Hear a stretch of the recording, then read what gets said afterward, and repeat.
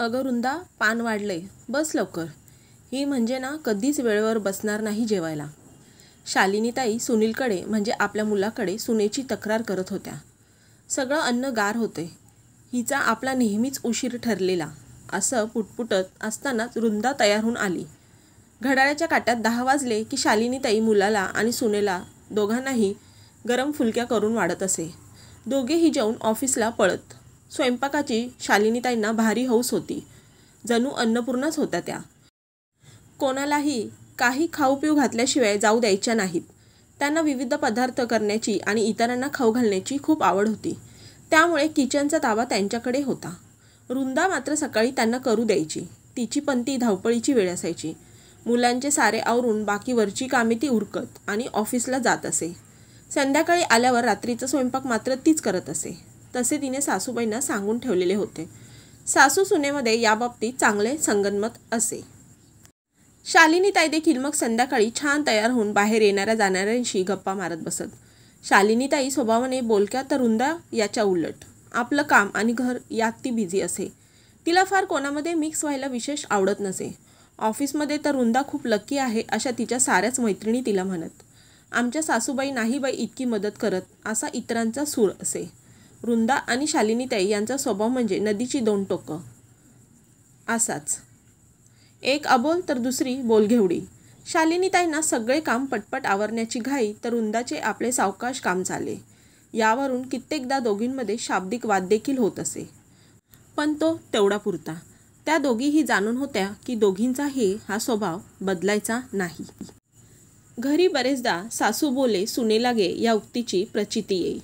सासू सुनेमध्ये बऱ्याच छोट्या मोठ्या कारणावर वादावाद होई. सुनील मात्र त्यांच्या या भानगडीत पडत नसे. वृंदाला वाईट वाटे आणि रागही येई, पण तात्पुरता. कारण सासूची माया त्या शब्दातून जरी व्यक्त करत नसत तरी त्यांच्या कृतीतून मात्र त्याचा प्रत्यय तिला कायम येई. मग ती देखील त्यांच्या वाढदिवशी खास शालिनीताईला आवडते म्हणून त्यांच्या आवडीची बासुंदी आणि कांद्याची भजी आवर्जून करी. त्यांना आवडणाऱ्या फोडणीच्या भातासाठी मुद्दामच रात्री भात अधिक लावत असे. त्यांच्या आवडीच्या पीठ पेरलेल्या भाज्या अधूनमधून रात्रीच्या जेवणात करी.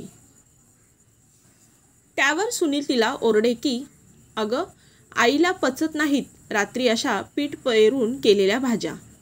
वृंदा मात्र शालिनीताईंना ती भाजी अगदी चवीने खाताना बघून खुश होई. शालिनीताईंना बरे नसले की वृंदा त्यांच्या तोंडाला चव यावी म्हणून गरम गरम सोजी त्यांना खाऊ घालत असे. त्यांना फळं आवडत नसल्याने खास फळांचा रस त्यांना आग्रहाने प्यायला लावी.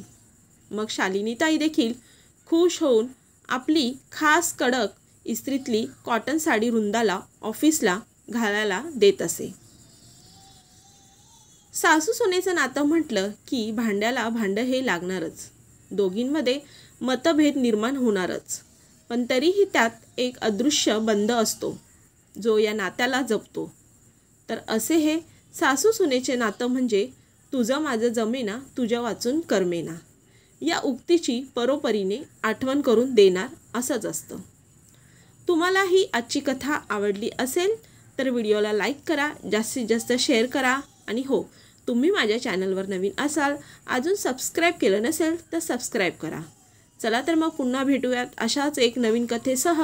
व्हिडिओ पूर्ण पाहिल्याबद्दल धन्यवाद.